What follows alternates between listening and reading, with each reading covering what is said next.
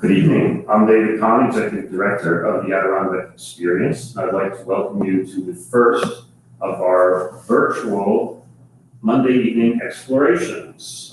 Typically, we do these explorations on site in our auditorium, but due to COVID-19, the experience unfortunately is not open this season, so everything is moving online. But we're thrilled to welcome Stephen Engelhardt to be our guest for this first presentation this evening. And Stephen is the Executive Director of ARCH here in the Adirondacks. And ARCH is our only historic preservation group. Is that not true? Indeed it is, 30 years now. 30 years. So we have about 1 million environmental groups, but only one focusing on the built world.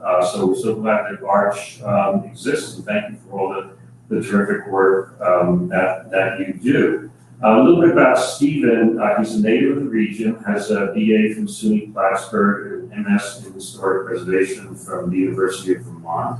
He's also the author of Crossing the River, Historic Bridges of the Osable River, a book about bridges and local history of the Osable Valley. And he wrote the foreword to the book, which brings us all together here tonight, Great Camps of the Adirondacks, second edition, by Harvey Kaiser. And Harvey unfortunately passed away last fall, and so Steve is going to fill in and bring us up to date on the book and the history of great camps here.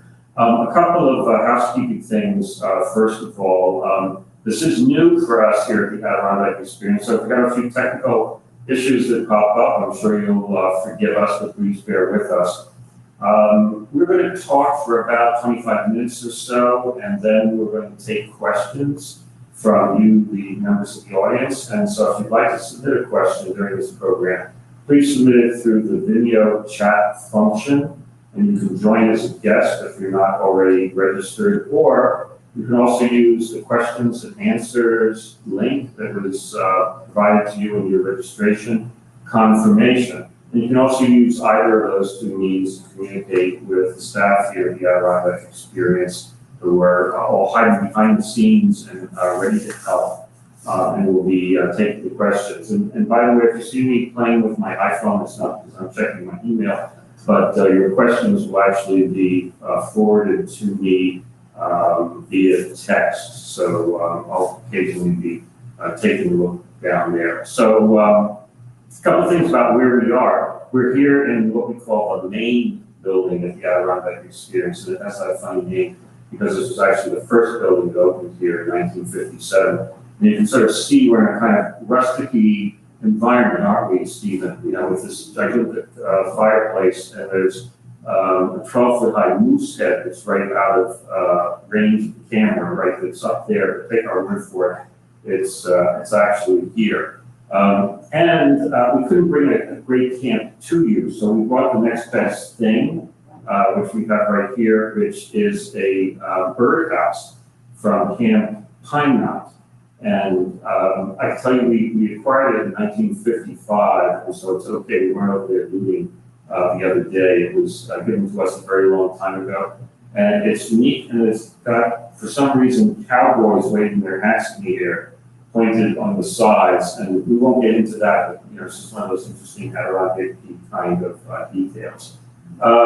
So Stephen, we're obviously here to talk about Harvey and his book. But before we do so, could you just tell everybody a little bit about ARCH, for those who might not know about it? So Adirondack Architectural Heritage is the 30-year-old non-profit historic preservation organization in the Adirondack region. And although our interests are very broad and cover just about anything that you could imagine, one of the issues around which we were formed as an organization was the preservation of Camp Santinelli in the town of Newton. So very early on in our work, we became advocates for the survival and preservation of the threatened or endangered camp at the time. It was one of our first big successes. Oh, great, great. So you and I have actually been on camera once before in our lives, and that was to discuss the Adirondack Experience's acquisition of Fulton Friar's Closet. And you were instrumental, and ARCH was instrumental in bringing that to the attention of the world and to the museum. So could you just talk about that project a little bit? Well, the closet was a building built to house a young opera student, African-American opera student named Fulton Fryer, who had come to see the music hall to study opera. And they built a separate building to house him in, and which says a lot about the times this happened. Says a lot about how African Americans were treated at this time in the North Country. And when it came to our attention that this building might be torn down, we and others spoke up and said, this is really worthy of our attention and preservation, and luckily the Adirondack experience also saw that it had value, and so between you and us and the Senior Music Colony, there was a really good ending to this story. Well, that's really great, and I think it emphasizes that Arch is as much focused on the 20th century and 21st century as it is on the 19th century, which is a good thing on issues that are of interest to the whole world today. Well, shifting gears to our main subject here, maybe you could tell us a little bit about who's Harvey. I only met him a couple of times. The first time right after I became director here, it was way back in 2012 or so. And he had said, well, I'm starting the second edition, and we'd like to have your help. Tell us a little bit about Harvey. And if you could speak up a little more, there's a bit of an echo in here just to make sure that our friends can hear you. Yeah, so Harvey was trained as an architect and spent most of his professional life as an architect and as a facilities administrator, I think for 23 years at Syracuse University. And while at Syracuse, he did some pretty interesting things. But he was also the author of, I think, 12 books, including eventually 3 books about the architecture of the Western National Parks. Mm-hmm. And that is eventually writing about the architecture of Western National Parks really begins here with his work in the Adirondacks, where he writes about great accounts of the Adirondacks and rustic architecture here in the first edition of his book in the 1980s. And he makes the connection between what was going on here and what will happen within a couple of decades in the West in the design of lodges and inns and other buildings in the national park system. Wow, well, that's sort of interesting, back and forth, focusing on different parts of the country. So how did he happen to ask you to write the foreword for the second edition? Well, we had known each other a little bit over many years. He was a member of Arch for many years. I think he thought that I perhaps had the perspective of seeing what the impact of the book had been on the region over the 30 or 40 years after it was published. And so this gave me the opportunity to actually look about that. Oh, that's great. Well, we're going to get to that impact in just a moment. But first, a couple of questions before we get there. I wonder if we could get into the definition of camp before we move into great camp. And Harvey touches on this a little bit in his book. But for those who aren't sort of Adirondack insiders, this whole I'm going to camp, I'm at camp, might be a little bit of a mystery. And I'll tell you a personal story here that a friend of mine once said to me when she went to college.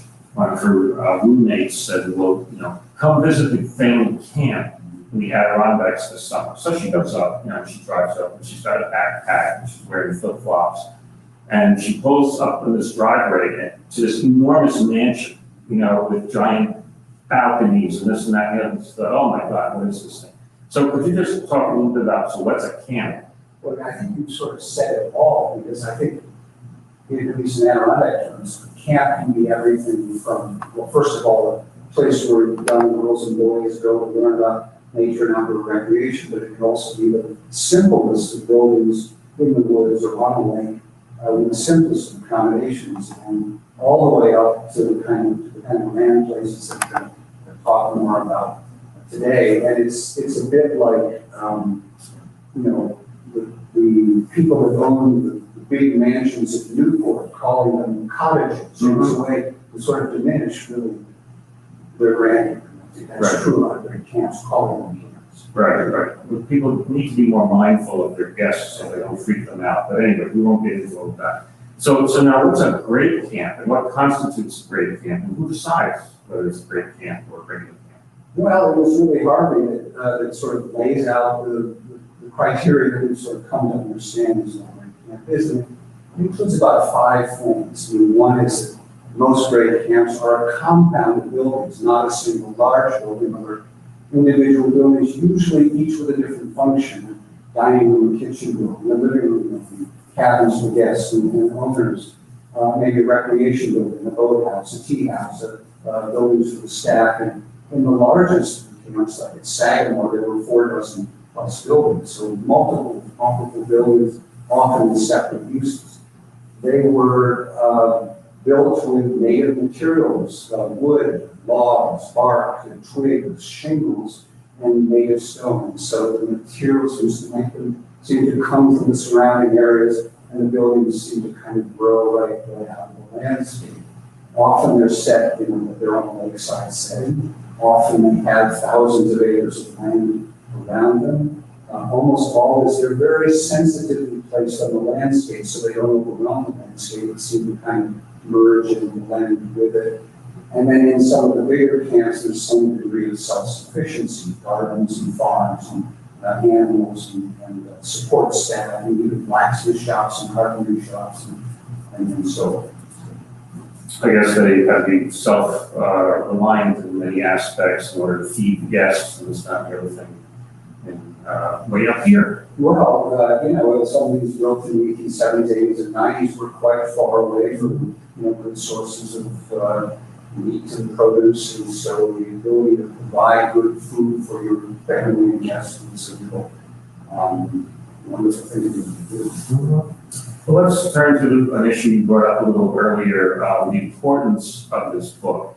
And I suppose, somebody picking this book up in a bookstore today might think, oh, great camp, sure, I know what great camp is. There must be zillions of books out there on great camps, but this was really sort of the beginning of the whole process of recognizing great camps. So why don't you talk about that? Yeah, so at the time the first edition was built, like a lot of things in life, there isn't sort of one way or the other. There was actually many families in the Adirondacs who have been incredibly good stewards of their camps for many, many generations. People like the Payne family, the Willsboro, and the Reed family on Wildly on Upper St. Regis Lake, and others. Lots of good stewardship, but there was also a lot of the bigger camps that kind of become dinosaurs or white elephants. Sometimes they were given away to universities and colleges or Girl Scout troops.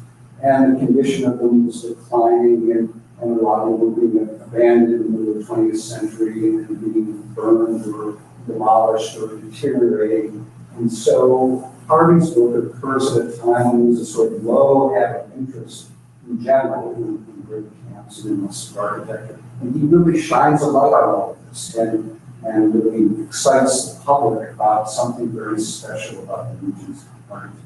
Mm-hmm. So did the book sort of spur new sales of these camps, or people wanting to buy them and fix them up and all that sort of thing? Yeah, I think it helped on all levels. I think there was individuals that said, I'd like to live in a place like this, and would walk and restore. There were also nonprofit institutions formed around the preservation of use of great camps like Sagamore Institute, state agencies like DEC started to look at Camp Santanoni differently, and this has some public potential, and all of this led to a real shift in public attention, appreciation, and stewardship of these camps. So Harvey's a hero. Harvey is a hero. Well, that's a good thing. So everybody needs to buy this book, see here, and honor Harvey's memory. So could you talk a little bit about some of the key architects of the great camps of the sort of classic period in the late 19th, early 20th century? So William Westerland is generally given Booker gave credit for really putting all of these things that we just talked about together. And his first real camp complex is Camp Pine Knot. This comes from on Racket Lake. And the Adirondack historian Alfred Donaldson said about Pine Knot is something like, before Pine Knot there was nothing like it, and after Pine Knot, despite infinite variations, nothing essentially different from it. And so I think their Durant really puts it all together, all the things we talked about, those great qualities. But Durant actually wasn't a trained architect, but following him, you get architects like William Coulter and Robert Robertson and William Wicks coming along and building camps in the vein of what Durant sort of says how we're doing. And so and there were dozens of other architects that did work in the Adirondack camp clients. But there's also several other levels here. There's really native talent, like Henry Royal Covey in Big Moose Lake, who built an amazing series of rustic inns and lodges and cottages there, using a very innovative kind of vertical half-wall construction. There's Ben Munsell, who lived in Gabriel's up in Paul Smith's, and he builds White Pine Cap and Norfolk Lodge and Topperidge for Northern Marietta Post. Again, a very great native instincts on how to manipulate these materials in interesting ways. And so you get people like them bringing their own sensibilities to building. And then you get firms like Saranac firm branch in Callanan, which at the turn of the century had 500 employees and built hundreds of buildings across the region, including dozens and dozens of camps. Would advertise they could build you a camp in 2 weeks. They were so well built and had so much talent. And so I think we've got to give a lot of credit to, often we think about J.P. Morgan or Alfred Vanderbilt or Robert Klein or Adolph Lewis, we attach them to the camps, but in some ways they were just patrons. They provided money, and the real credit needs to go to the designers, the builders, the craftspeople that really made these places what they are. Mm-hmm. Interesting. You mentioned a moment or two ago that camps were threatened before the book came out. So could you mention a couple that we might have lost or ones that are still at risk today? And again, if I could ask you to speak up a little bit with our echo here in the room. Well, let me give you 2 examples. The one I mentioned already is that, when New York State acquired the 12,900 acre Santanoni Preserve in 1972, they were interested in bringing that land into the Forest Preserve. They didn't have much interest in Camp Santanoni, which had 4 dozen buildings and a working farm and marvelous lodge on Lincoln Lake. And by the time we come into being in 1990, Harvey's book has already been printed, and it's enough interest as a result of the book, as a result of people visiting Santanoni, that a lot of interest is generated in its preservation. That was very much a large, threatened camp. Today, another similar example is another currently state-owned camp designed by William Diston up in the town of Wayne, a place called the Bar Pond Lodge. And the future of that is still very much up in the air. They want to tear it down. Yeah, so even though there's a lot of good news around preservation and ownership of great camps, it's not all good. Could you go into that issue? For some, this may be a great mystery, the idea that the state would tear down historic property as part of preservation of the landscape. But most people may not be aware of that, so let's talk about that. I think in simplest terms, you've got these 2 competing public interests and public values. One is the public interest in having wild lands in the Adirondack Forest. The other is a public interest in having preserved historic sites. And I think there's a perception that those things are in conflict, and sometimes they are in conflict, sometimes they're not. And ultimately, in preserving Camp Santanoni, we and others found a way to create a designation for the property, management of the property, where those things were not in conflict. Right, that was also a problem with sidewalk, right? That was a risk for the same reason. It seems unbelievable if you think everybody would be, rowing in the same direction, but that doesn't always work out that way. Yeah, well, sometimes, and it took, Harvey's work and the work of others to kind of raise awareness and consciousness about the value of these places, because it really, the state often follows the public's values. Yeah. In your introduction, you mentioned that increased interest in the environment has led to an increased appreciation for these great camps and maybe for Adirondack rustic architecture in general. Could you talk about that a little bit? Well, I have no way of really proving this, but I do know that the rise in interest and popularity in rustic architecture and great camps corresponds with the rise of the environmental movement in the United States. And I think one of the things that was attractive about great camps and rustic architecture is that they sort of speak to what a possible relationship is between people and nature. They sort of say, this is a way that we can build on a landscape that is respectful. The buildings don't have to overwhelm the landscape. They're kind of anti-modern, anti-suburban. And I think they reflect a sort of aspiration that we have of a good relationship with nature, even if it's symbolic and even if it's fleeting. Well, that all sounds like a good thing. Here's an interesting question for you, I think so anyway. Was there a period, now that people are building great things again, was there a period when nothing happened? In other words, you see things built up through the 30s or so, or maybe younger. Was there a stretch in there where nobody was doing it, that this was not thought to be of interest? I think Harvey Kaiser said in his book that the last of the true great camps was built, I think in 1949, it was Willowbrook on the Mountain Lake. Okay. And then there was there was a couple of decades in there, maybe 3 or 4 decades, and there wasn't a lot of that kind of work being done. And it was really with this sort of what I call a rustic revival that this begins to this appears in terms of architectural design. And there's been this great group of architects working in the region, both living here and working from afar, and really taking up this tradition and reimagining it and putting their own take on it. And people like rustic, Michael Berg and Andrew Cherry and others really doing this amazing work in the same basic tradition. So Middlebrook has burned, what, twice at this point? We're going to keep our fingers crossed this time around. I actually, now it's owned by Syracuse University, right?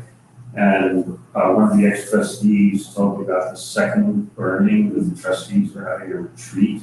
And they had those big pads of paper where, you write things down, notes, and they would crumple them up when they weren't needed and throw them in the fireplace. And unfortunately, one of them got the chimney and burnt the house down. So, so much for retreats, but, they have rebuilt it at this point. Be careful, yes. You mentioned some of the contemporary architects, and I couldn't help noticing, I'll hold this up again. For the second edition, Harvey's got one of these contemporary buildings, right? And this is the first edition, and here he's got Killcare and I guess Topridge on the cover. So what do you think? What do you think that says that he made that decision to put a contemporary building? And this is what Echo? Yeah, this is not quite a contemporary building because it's actually a recreation of Echo Campus, which was a William Restaurant design camp. And because of the condition of the camp, because of the condition it had come to, the relatively new owners decided to take it apart, salvage a lot of materials, measure the existing structure, and recreate it using new materials. And it's a pretty fine recreation, reproduction with a lot of salvage materials in it. So it's not really new work in So it's a restoration, is what it is, of sorts. Have there been other projects this elaborate, or is this sort of a standout? Maybe is that why he chose this for the project? Well, I think, you know, to illustrate the depths to which this book and you know, everything that's followed has inspired people. There's another owner of a camp property on Blue Mountain Lake who decided to recreate a Durant so-called Twin Towers camp and completely build it from scratch. And again, because he wanted something that felt, you know, authentic, something that had been lost that he could rebuild and honor. So all these interesting projects are taking place. Yeah. Let me ask you this. We talk all the time, or people talk all the time about Vanderbilts and, you know, Morgans and these sorts, but you have the army of people who actually kept these camps going. And so what do we know about the people and the families, and, you know, do you know of any of these families that actually kept these giant great camps going? And, you know, what do we know about these people? Well, I think the sad truth is that we know all too little about those people, and that's true about the builders that built these camps, and it's also true about the thousands of people who were guides and carpenters and gardeners and maids and cooks and you know, did the work that made roughing it in style possible for Morgan, Huntington, and others. But as we're starting to turn our attention away from the stories of Morgan and Vanderbilt and so on, and to look at the lives and try to look at the lives of people that made this life possible, we are finding out more about them and things like photo albums will appear. The family who worked at the Santanoni farm kept, and that gives us a view into life there. And we have, you know, we've taken at Santanoni, we've taken oral histories of people that worked there. And there's one family in particular, the descendants of Charlie and Tina Petoff, and he was the gardener at the Santanoni farm. And this family, the farm closes about 1934, and yet this family still comes back on a regular basis to Santanoni to have these big reunions. And you know, through them we hear stories about the father's devotion to growing melons in this, you know, cold climate, poor soil conditions there. And you know, and the more we get those kinds of stories, the more the lives of those people comes alive. And you know, when you think about it, the Petoffs spent way more time in Santanoni than the Browns did. That was home, was their whole world. And so it's not surprising that almost 100 years later, they're still coming back and celebrating. That's great. You know, we have a core exhibit about the Adirondacks, and in the great camp section, we did a little riff, and we have a reenactment with a couple of actors. They're doing a sort of upstairs, downstairs routine. The female owner of the camp versus the caretaker, you know, talking about their perspective on things, and it's pretty fun because obviously they live in different worlds. Local people versus, you know, in some cases, very high society types drifting in from New York or wherever for a couple of weeks. Makes an interesting story. Tell me, do you think Harvey had a favorite great camp? And if not, what would it be, given what he wrote? I would not. I have no idea, but maybe his wonderful wife Linda is listening tonight, and she can text in, write in that information. Oh, okay. We'll have it. Right. I think she is on, so we'll see if she sends something in. But how about you? Do you have a great camp that's your favorite?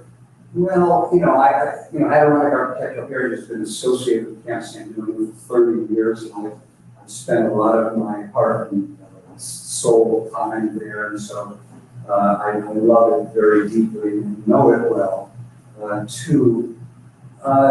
Let me give you another example of a place that I also love. Most people don't think of the Adirondacks as being Lake Champlain or a great camp being located on Lake Champlain, but there's an amazing great camp there called Flat Rock Camp, which was built by the Payne family in the 1890s. At the same time, the Sagamore and San Antonio were being built here in the Central Adirondacks. It has all those same qualities: buildings, setting, rustic materials.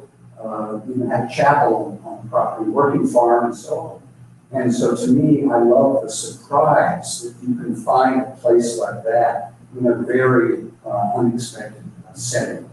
Mm-hmm. So is that the Payne family as in Peter Payne, those Paynes? Yes. Oh, how about that? Peter, of course, was instrumental in getting the APA legislation passed and all of that. So great family, great family. There was a fire recently at White Pine. What happened there?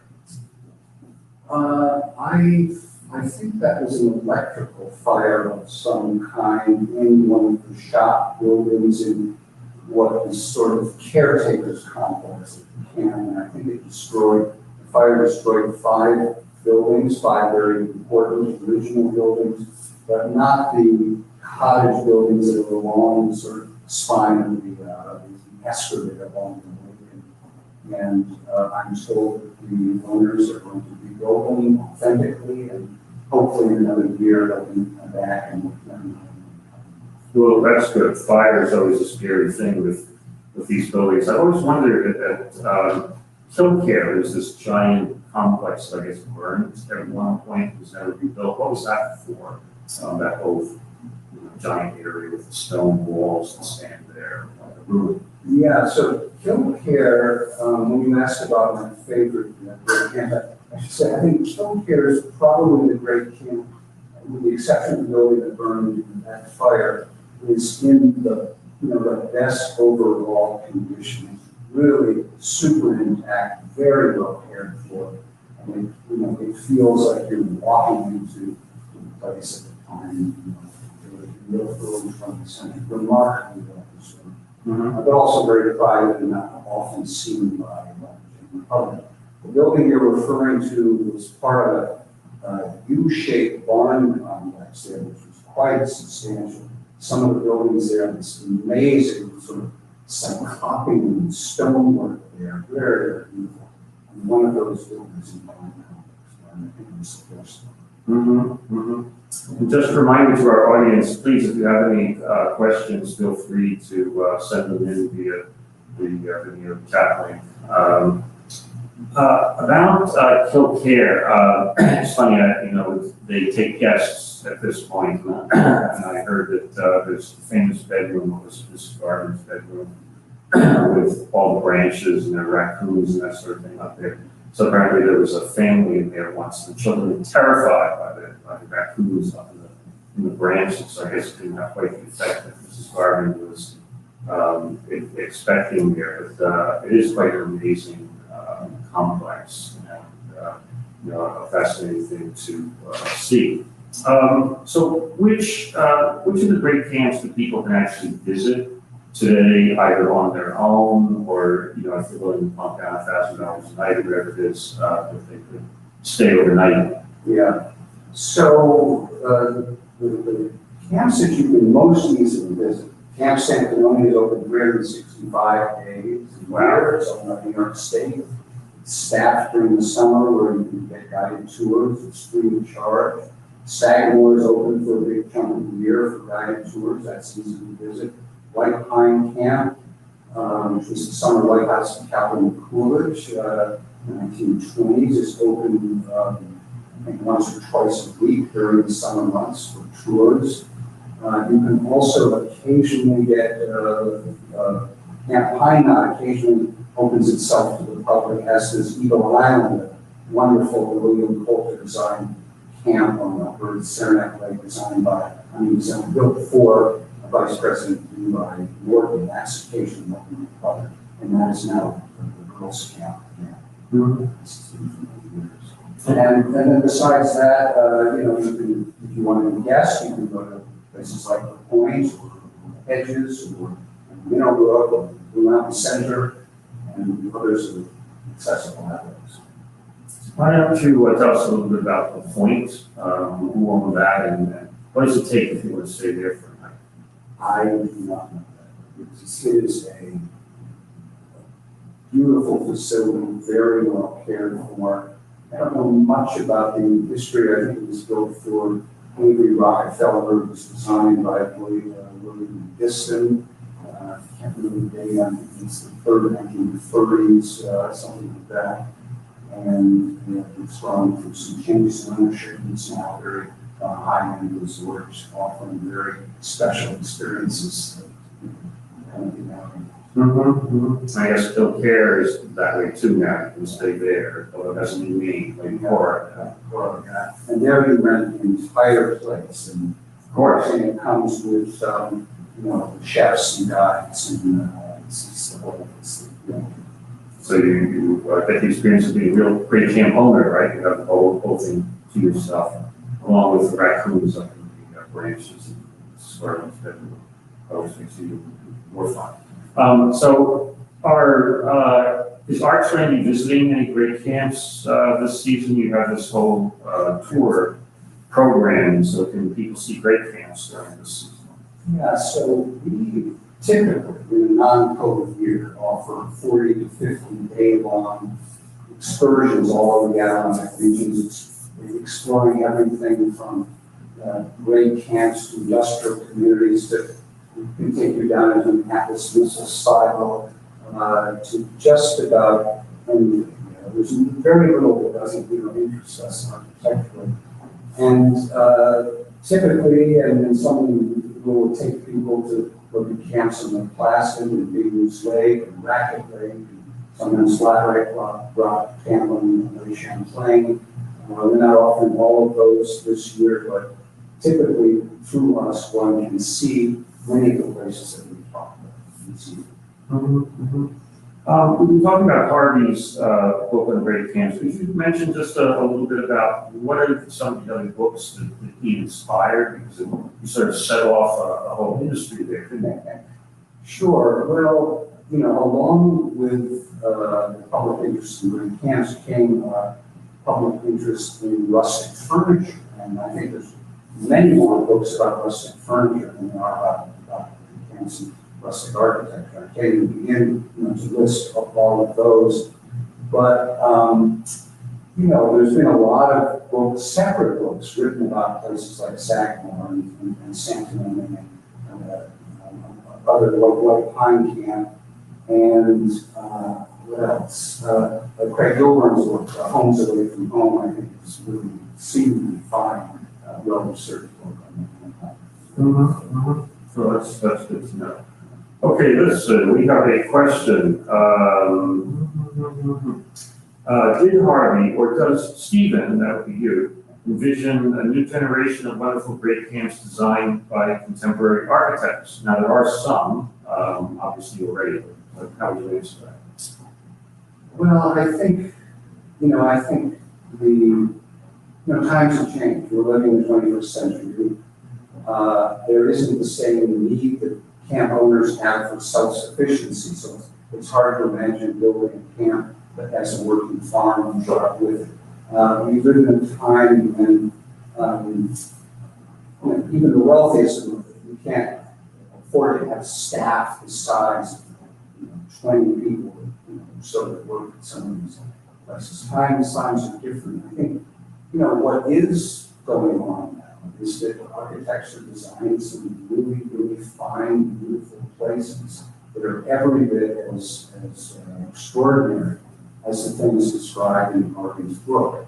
And sometimes in my life I've heard the term, and you probably have too, they don't build them the way they used to, which implies that there isn't the same kind of level of skill among craftspeople as there was in the 19th century. And I can tell you, in the realm of Adirondack camp buildings, that is absolutely not true. There are carpenters, log workers, stonemasons, artists, tile layers, furniture makers, every bit as good as we're designing, building, and furnishing camps in the 19th century. So this sort of rustic revival has been really good for people that like to work with their hands and create things, and it's been really good for Well, that's great. I remember one funny story of the Adirondack experience does this rustic furniture fair every year. So one of the ones that I went to early after I become director here, one of the craftsmen showing me this sort of sample book or his portfolio, and had pictures of all these things that he had made. And one was this cabinet. I never saw anything like it in my life. It must have been 14 feet high. And I looked at it and I asked him, well, where would that go? He said, oh, somebody, my client built a new great camp, and this was done in a great hall, and the ceilings were 30 feet high in the great hall. And me, naive, I looked at him and I said, how would you heat and cool that? And he looked at me as if I were out of my mind and said, it's not a problem. So I suppose if you can build a great camp, you can heat and cool it as well. So let's see, about you mentioned rustic furniture, and I guess one phenomenon about many of these camps that's always fascinated me, and I can't remember if Harvey talks about it here or not, but with some of them, you don't just get the building, but you get the contents, you get the plates, you get the guideposts. I just think this is so interesting. Yeah. If you or I would go out and, buy a new home for ourselves, no matter where it was, we would want everything gone. We would want it back to the bare walls so that we could start over and furnish it ourselves and put our own art up and rugs and furniture and so on. But there isn't a camp tradition where you get it all. It comes with kitchen utensils and art and furniture and boats and books and board games and decks of cards, fishing gear, but you can imagine this is a way to kind of really take the whole tradition on as you become owners of a new camp. And it's because all of those things, all that material culture we just talked about, represented by the birdhouse here too, is all part of the experience and the aesthetic and the tradition. And I think that is what's so sweet about these things. Mm-hmm. I know a couple of people who have purchased great camps, and they've come with a great hall filled with hunting trophies.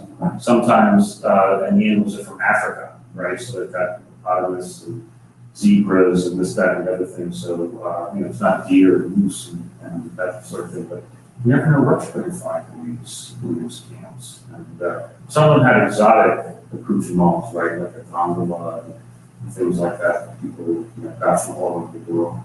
Including, I can think of camp on Spitfire Lake that has some objects from the World's Fair that have been incorporated into the living room. Right, pretty wild. Well, we're close to wrapping up. Is there anything about Harvey's book or great camps that you're dying to let the public know about that somehow I didn't get included in my questions? Well, one of the things I talk about in the forward is some of the kind of unintended consequences of the book. And one of them that's interesting is that, rustic architecture was originally meant to be for camp buildings in the woods. And because people coming to the Adirondacks these days sort of expect rusticity when they come here, so they're part of what they're looking for, is that now we find that Main Street facades have been rusticized with bark and logs and twigs, and hotels that were perfectly nice, Tudor revival buildings have been rusticized. And so we're using the aesthetic to kind of attract people, to give people what they expect, but it's a bit out of context because this stuff is supposed to be, in the words where it kind of made sense in a kind of organic way. It's, but that's life. Right. Well, maybe better that than some of the other things that we see, some of the other theme architecture styles that are out there. I want to thank everybody for joining us this evening, and copies of Harvey Kaiser's book are available at the Adirondack Experiences online shop, which you can get to via theadkx.org. And I wanted to make a plug for a couple of the programs that we have coming up. We have a program at 6 this Thursday, July 9th. It'll be the second in our series focusing on the Black experience in the Adirondacks. And this week's program will be who are the right community leaders who organized the Adirondack Diversity Initiative and why. A week from tonight, July 13th at 7:30, we'll have a live virtual trivia night. And 2 weeks from tonight, July 20th at 7:30, will be our next Monday evening exploration. This will be a program about rural Rosie. You've all heard of Rosie the Riveter, so we have rural Rosies here in the Adirondacks, and this will be presented by Katie Torcelli. So information on these programs, registrations, and other future programs, again, can be found on our website, theadkx.org. And Stephen, thank you so much for being with us this evening and telling us all about Great Camps. This is wonderful. Thank you.